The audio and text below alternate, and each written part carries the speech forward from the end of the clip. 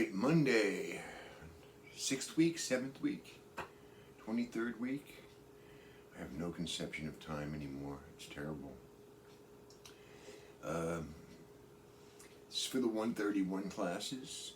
We're up to chapter 20. It's called The Progressives. I've written the progressive era on the board because that's what I think of it as. For me, it's a kind of problematic era. I was alive when they had the first Saturday Night Lives came on with Belushi and Aykroyd and those people. So I was also alive when Mike Myers would do Coffee Talk with Linda Richmond, and he would say, "Take a break," and one of the times he said, "The progressive era, it's neither progressive nor an era. Discuss." And I thought it was pretty funny because it is really neither progressive nor an actual era. It's more like a decade. And the progressiveness of it is very complicated. It's which we'll talk about, okay? But before that, I'm beginning to feel like I have a handle on some of this stuff. And I was thinking of doing, I think it's Collaborate, which is Blackboard's version of Zoom.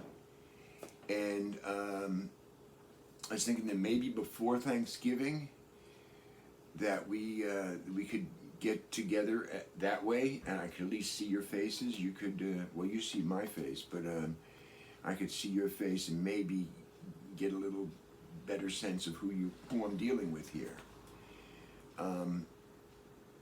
So what I would like to ask is anybody that has had experience with Collaborate, I think that's the right word.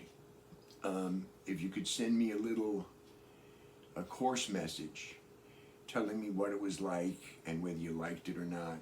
I don't know if I'll do it with all 3 sections of 131 or just one section at a time.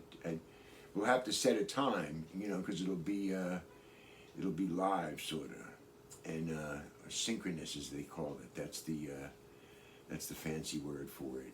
All at the same time, So you don't have to, but if you could, it would help me out. I have to learn how to do it, of course, but that's I'm a smart guy. I can handle that. All right. Now, the progressive impulse. The way this works is I hope that you're doing part of the reading, or all. Some of you may be doing all of the reading. You may be readers, and it's no problem for you. But I know most of you have 4 or 5 classes. Some of your classes have a lot of reading. People have told me in the past, "Oh, I don't read my history textbook, but I read my physics textbook. I have to." So there's that. But I'm not going to go over the details that are in the textbook. That doesn't make any sense. I'm trying to give you sort of the meta level stuff, And here, basically, the progressive impulse is this: you have a country that in the late 19th century. And as soon as I figure out how to grade discussions, I will grade the discussions. I've been reading some of them, and some of it's very good. Some of it's sort of the mythology of the United States is the greatest country in the world, and nothing goes wrong. And I don't know. That's like middle school, You got to be critical. Anyway, it's industrializing at a rapid pace. Capitalism is basically completely unregulated. You have this urbanization taking place, people pouring into the cities. The cities have all sorts of problems that can't be solved outside of government action. You need government action to solve these different things. And you have labor unrest. You have, these big strikes in the late 19th century. You have political corruption on the city level, probably on the state level, and on the federal level as well. And so what progressives are hoping to do is use the government to sort of organize and regulate society. Now, we would sort of take that for granted these days, but in the early part of the 20th century, it's more or less a new idea, okay? And there's different ways you want to do that, okay? Now, what does progressive mean? Well, progress means change for the better. But nobody knows if it's going to, if this change is actually going to be better or not, okay? And I think that's where some of the problem comes in. Now, I used to try and equate, like, defining who's progressive in the early 20th century it's a difficult problem. And I used to equate it with that 70s show, which you may or may not have any familiarity with. But on the equation with the 70s show is, who are the hippies on the 70s show? Because hippie is a term like progressive. You know, it's a little hard to pin down. Clearly, I forget all their names, but, you know, the cheerleader girl is not a hippie. Cheech Marin is definitely a hippie. There's no problem there, you know. But, like, is Eric a hippie? Is he going to become a hippie as soon as he moves out of his house? And Donna's sort of like a hippie. I don't know, you know. But the idea is that it's hard to define what progressive is, okay, what it means. One of the issues they take up is women's suffrage. Women are a big part of the progressive movement. And part of what women want is the vote so that they can influence different things in the society, okay? Now that's clearly an extension of democracy, an extension of freedom, okay? Women will get to vote and, you know, it'll increase. Can you actually call it a democracy if women can't vote? And all the women in the class, if they were in a class, would be going, no, you can't. Some of the guys would be saying, oh, yeah, sure. But you can't really. You can't call it a democracy if women can't vote, although we do.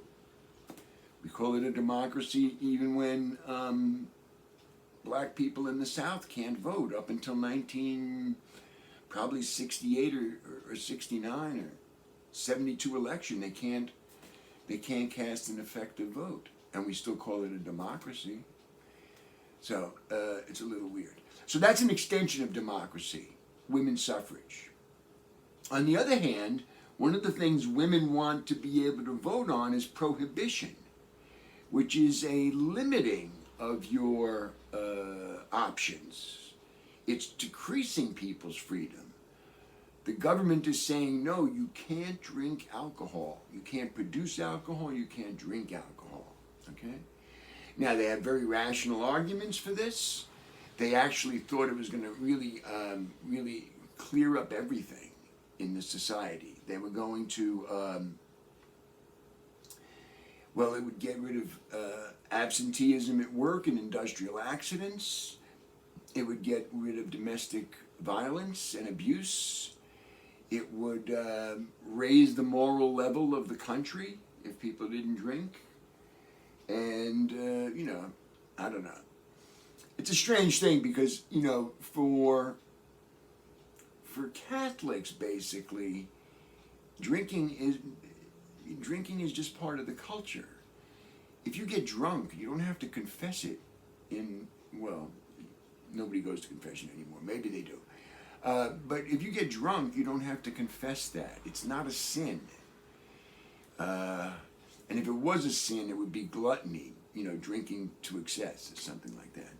But for Protestants, you know, smoking, tobacco, or drinking, or dancing or a host of other things are sort of off the list. They're sort of not allowed.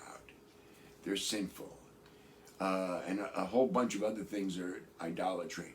So what prohibition turns out to be is an attempt by Protestant America to impose its lifestyle, its beliefs on Catholic and other non-Protestant, I guess Jews are the only people that are left, non-Protestant America.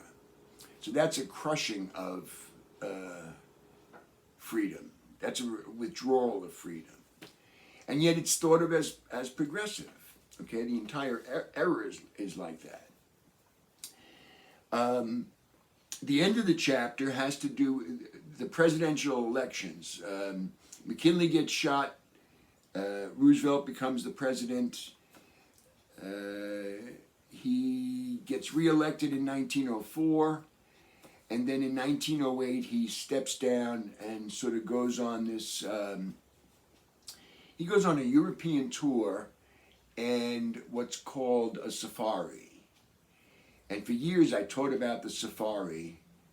I mentioned the safari and didn't really picture it in my mind. But one year I broke down and looked it up in Wikipedia. It wasn't just like 10 guys shooting a few elephants. It was like a whole army had invaded Africa, and they killed thousands and thousands of animals. They killed 8 albino rhinoceros, and who knows how many other rhinoceros. They killed lions, they killed elephants, they killed big game, they killed small game, they killed medium game. They justified the whole thing by sending the carcasses to museums so they could be taxidermied and stuffed and put on display. So, some kid in Chicago could see not a live lion, but, the model, the taxidermy, the dummy lion. And, it was a different world, so that every time a picture appeared in the newspaper of Teddy Roosevelt with his gun and his pith helmet and his foot on an elephant's head, his stock went up. Okay, his stock went up. Now, Roosevelt is considered a progressive, and he does a bunch of progressive things. 1902, he intervenes in a coal strike and basically forces the owners to make concessions to the workers. And this is unheard of. If you read that chapter 17, basically, up until 1902, the response to a strike was to shoot workers and get them back into the mine or the factory or whatever it was. Roosevelt stopped short of union recognition, okay, which is an important thing that you want from the corporation. You want the corporation to agree that the union has a legitimate right to represent these workers. And that doesn't happen in 1902 with the coal miners. But they do get shorter hours and a little better pay and something, a few other concessions like that. Even that little bit is big news, because this is not a period where workers are doing great. They are trying to do organizing, and it's not going great. There's a huge strike in Lawrence, Massachusetts in 1912 in these textile mills.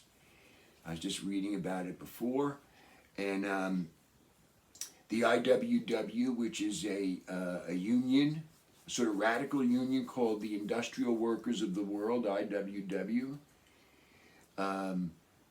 They send organizers up there. They have to speak and print leaflets in 15 different languages, because the workforce is just very, very diverse. People from all over the place. French Canadians, people from Europe, Russian Jews, Italians, Germans, just jammed into the factories, and luckily the IWW has people that can make speeches in all those different languages. At one point, the strike goes on for a long time, and at some point they decide to ship the children out of town so that they can be taken care of by families in other towns, other cities, and be fed and cared for and stuff like that. And I believe the police actually attack the people bringing the children to the train station. So that's it's kind of a brutal thing. That's a big strike.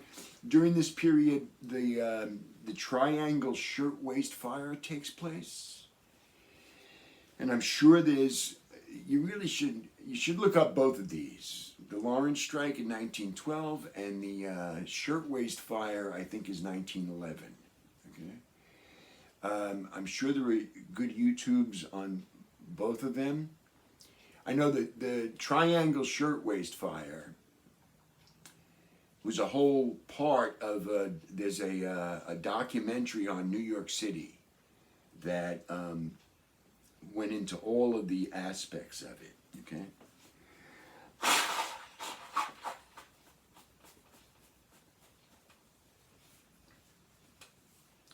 Incidentally, Joe Hill was a member of the IWW. Remember Joe Hill? I asked about him 2 months ago, or a month ago.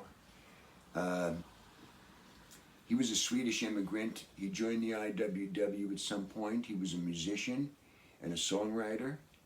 And at some point, 1915, he's accused of murder in Utah. And he's accused of murder in Utah. And they execute him. I think it's... Yeah, in 1915 he gets executed. I think it's November 19th, so that's not terribly important. And there's a long struggle to get him his sentence commuted and to keep him alive, and the president sends a message, and I don't know, religious leaders, and people are convinced that he's not guilty, and the state of Utah is convinced he is guilty. And anyway, after he dies, he gets cremated, and they ship his ashes all over the world to Chicago and to Europe and to other places.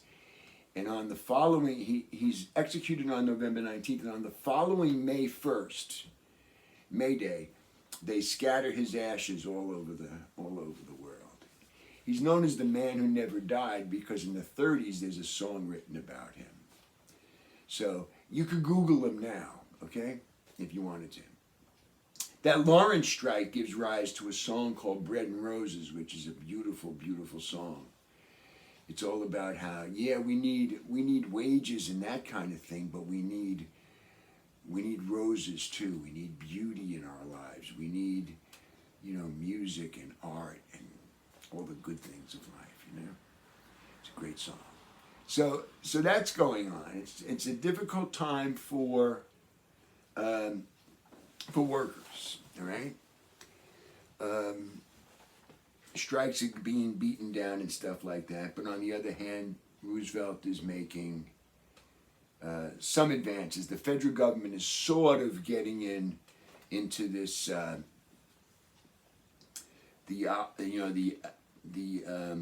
position of sort of being a mediator between capitalists and the workers, right? which I guess is the most you could hope for. Right? So he comes back from the safari, and you really should look up the safari. It's astounding. It blew my mind when I looked it up and saw how many animals and how many people were involved in that kind of stuff. He comes back. Taft has been elected president. Taft was his vice president and his successor. And Taft gets elected pretty handily in 1908. But Taft is a kind of weird guy. He's one of these people that the progressives think he's a progressive, and the conservatives think he's a conservative, and that's why he wins handily in the election. But it then turns out that he's more conservative than progressive, and he does some things that really upset Roosevelt. So Roosevelt enters the race to get the nomination. They're both Republicans. Okay? At the Republican convention, Taft gets the nomination, and I think the textbook mentions this. That let me read it because I think it's kind of significant.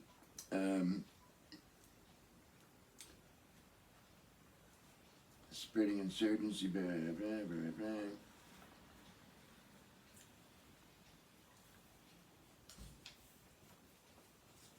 The Return of Roosevelt. I think it's in here somewhere. Ba, ba, ba, ba, ba.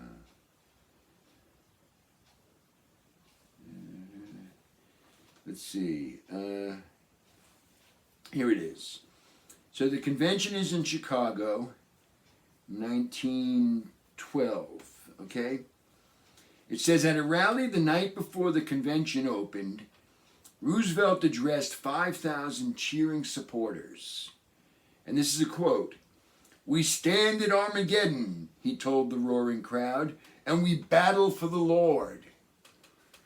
You guys know what Armageddon is? That's the day of judgment, the end of the world, the ultimate battle between good and evil. Is that where they were? No, they were in Chicago. It's a Republican Party nominating convention. Nowhere near Armageddon. And we battle for the Lord. What makes him think he's battling for the Lord? I kind of love that that high-toned language, that really high-toned language. Now, Roosevelt doesn't get the nomination.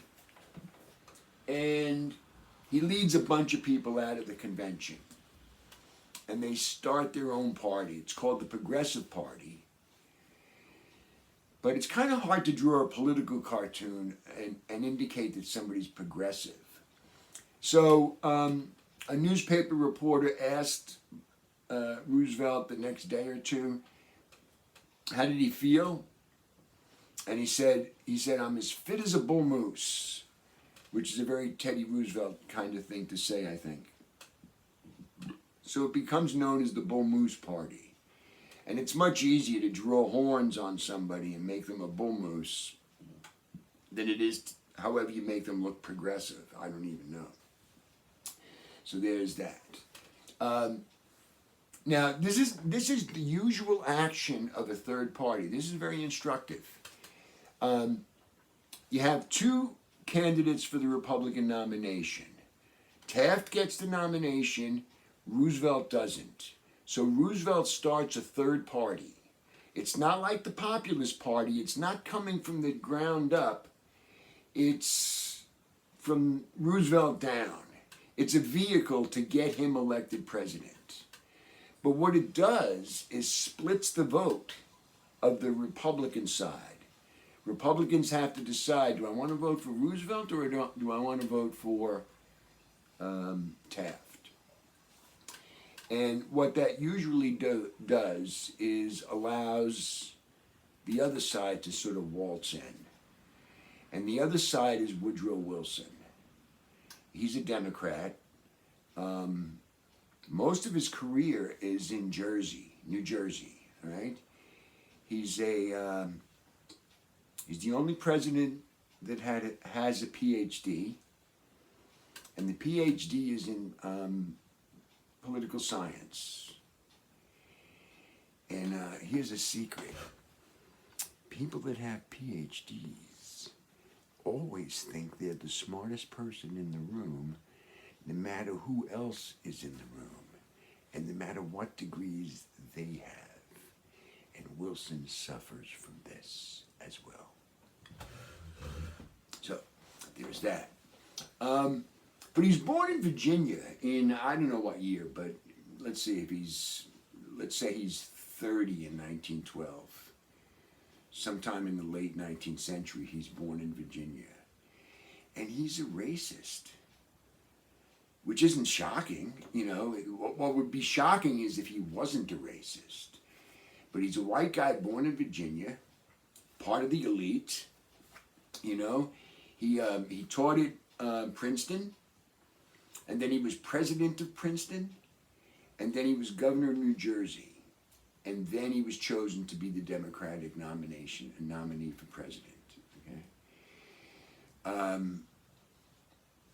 but he's pretty clearly a racist, and the way you know that is basically two things.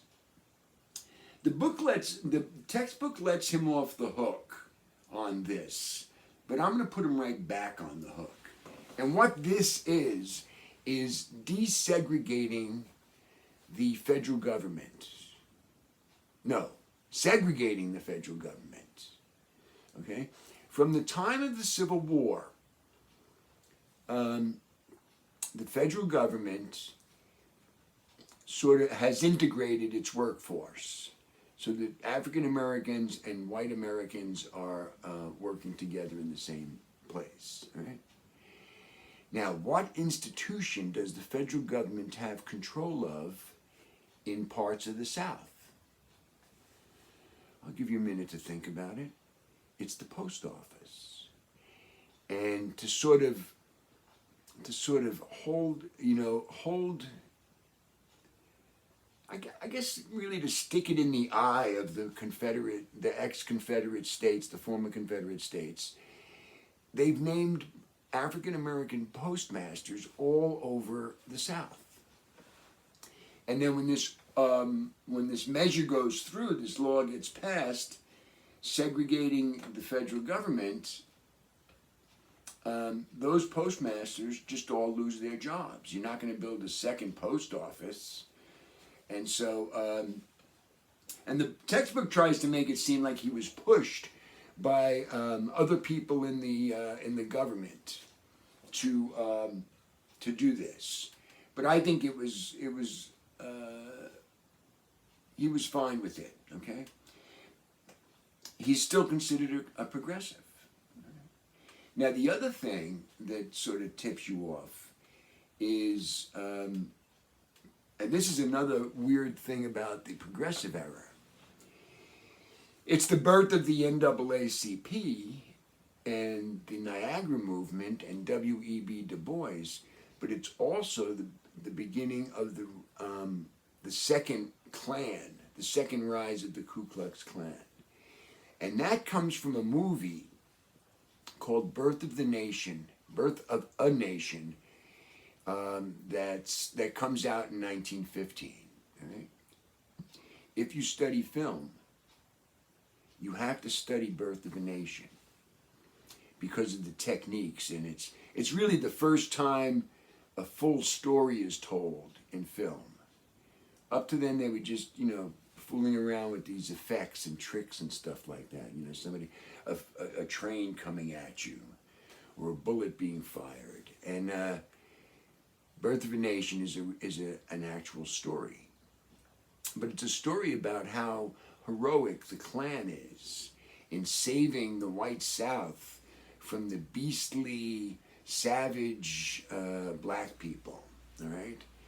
And there's scenes of Klansmen with their cloaks and stuff riding around and that kind of thing, and it's very popular in large parts of America, both North and South, and so the techniques you have to study, but the content is kind of like retrograde. It's backward, and nonetheless, Wilson has it shown at the White House.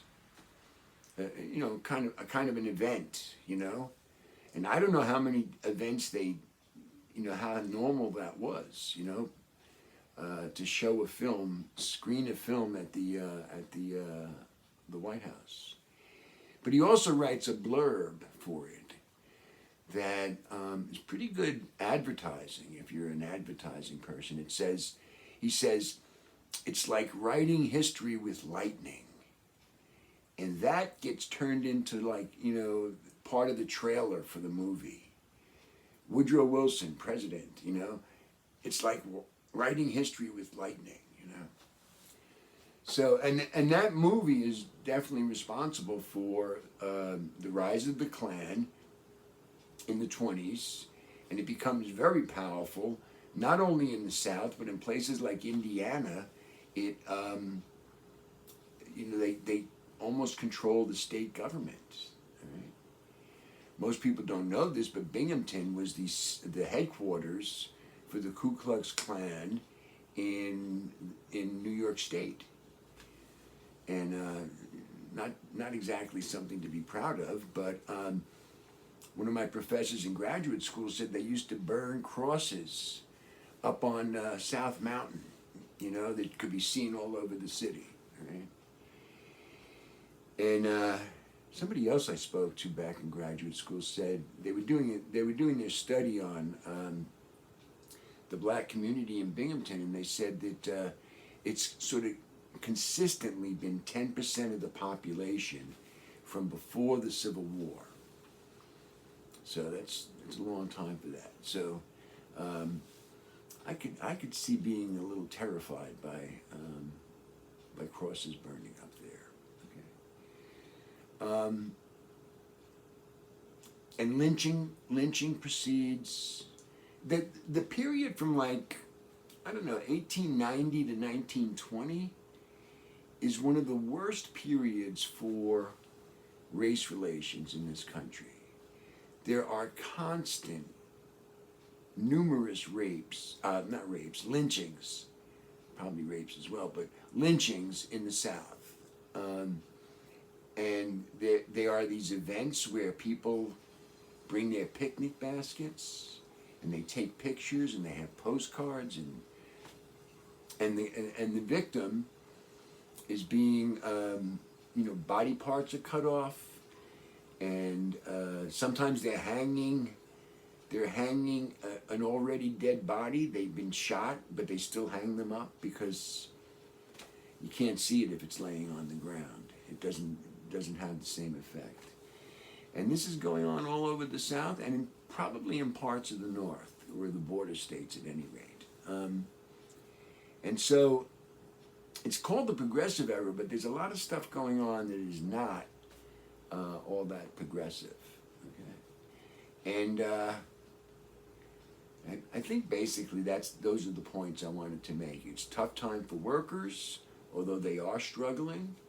It's a tough time for African Americans, and it's a time where racism is kind of rampant, and women do get the vote, so there's that extension of democracy. But they're calling people progressives. You can look in the textbook and try to figure out, well, what was progressive about Wilson's administration? What did he do that was change for the better? You can ask yourself that. So I'm going to leave it at that.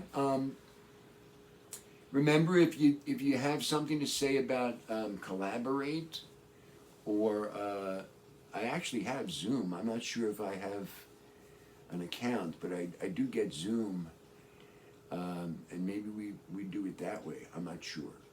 Okay, but I'm gonna go back to grading papers. My favorite thing. I gotta tell you. All right, kids.